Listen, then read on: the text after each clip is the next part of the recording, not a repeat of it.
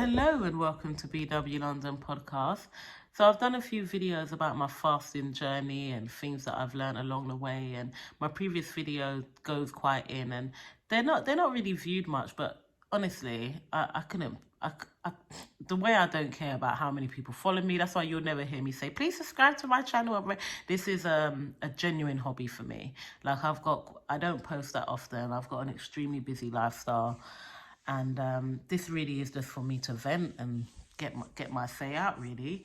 And this journey's been interesting because in August I actually gained a stone, and that's because the industry that I'm in, I'd love to speak on it, I really would, but I think it would eventually make people from my industry find my channel, and that's really not an option because yeah, there's a lot of corruption in the industry that I'm in, and oh God, I'd love to speak on it, but it all happens during it all happens during the month of August. That's a big part of my work in the month of August, and I get quite emotional and in my feelings, so I became an emotional eater, but I was still fasting, and on some days I was just eating for 1 hour in a day, but I fell for the obvious thing that they always talk about that's easy to happen. I overate in that hour.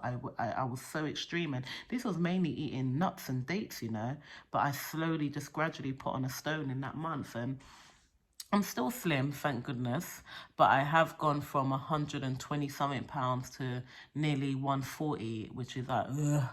And most people say they can't notice, but I can notice in my clothes that I'm wearing and stuff. So I'm back on the journey again. But in the meantime, boy, have I learned a lot about the gym, and I've got heavily into weight training and all of this stuff. I'm no professional. There's so many videos about this stuff, and I'm really not the person to speak on it, but I've learned so much stuff in regards to weight training and how you burn energy. And I heard something today that really made it make sense to me for the first time. Once I understand it, I can really go with it. But what is it I heard? By building muscle, it speeds up your metabolism and allows you to burn calories. But the way it was broken down, it made sense to me. So I actually went in the gym, and whereas I was doing, like, I'm doing weight training, but I do regular cardio where I might just run for half an hour. But I decided to do running for 2 minutes really fast, slowing down for a minute to 2 minutes, running really fast, and even though I'm not following the calories that I burn anymore, I couldn't believe that I burnt nearly 150 more doing that.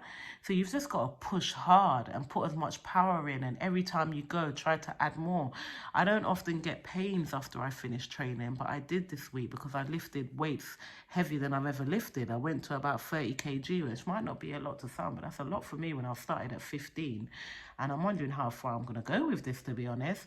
But I'm enjoying the challenge, and as somebody who in the last year also quit smoking and stuff, I think I find a lot of it's almost like a new addiction, to be honest.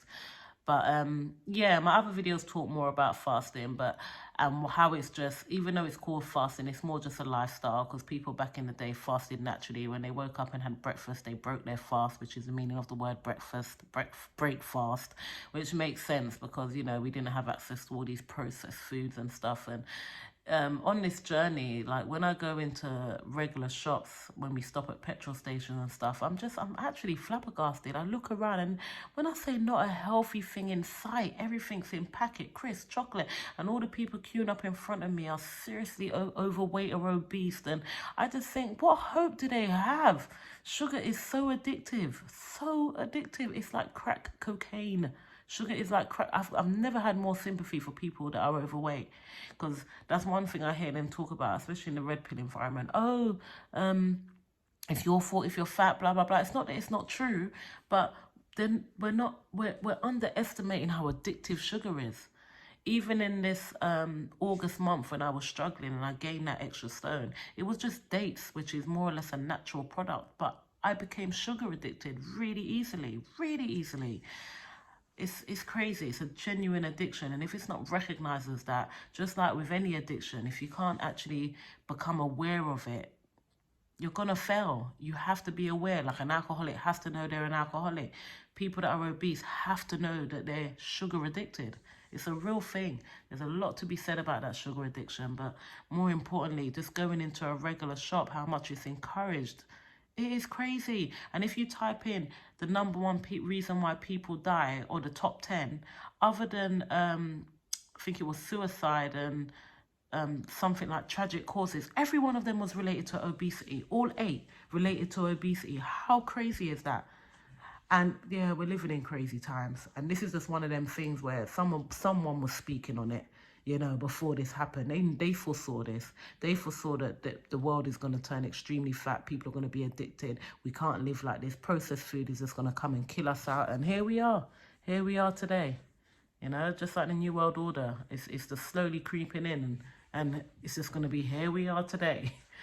But yeah, like I said, I speak about it a little bit more in my other videos, but I just thought I'd give a little update. But yeah, I'm back on my journey. I'm pretty confident that, what month are we in now? We're in September. I'm sure by November, December, I'll be back down to size. I much prefer being slim. It's just so much easier when you're putting on your clothes. You feel more attractive. You get more attention, and it's just healthier. Like, and the thing about the gym and stuff is, it's just so good for your mood. It's so good for your mood, because that's something I had to learn along the journey as well, that the gym really isn't for weight loss. The gym is more about body strengthening, making your body more toned, and definitely a good mood enhancer. But in terms of actually losing weight, it's all about what you eat. And something I heard today, and I thought, what a brilliant way of saying it. There is no a bad diet. It was said in a much better way, but there is no amount of exercise that can combat a bad diet, period. So yeah, that's important to know. So when people are like, oh, I can eat this and then go, I mean, think about it. When you run on a machine for up to an hour, you might burn 600 to 800 calories. I can go and have one meal at McDonald's and put that straight back on. That's not what it's for. It's literally not what it's for.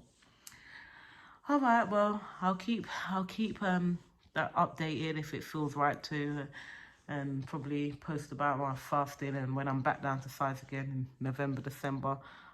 And yeah, all right, well, thank you for listening.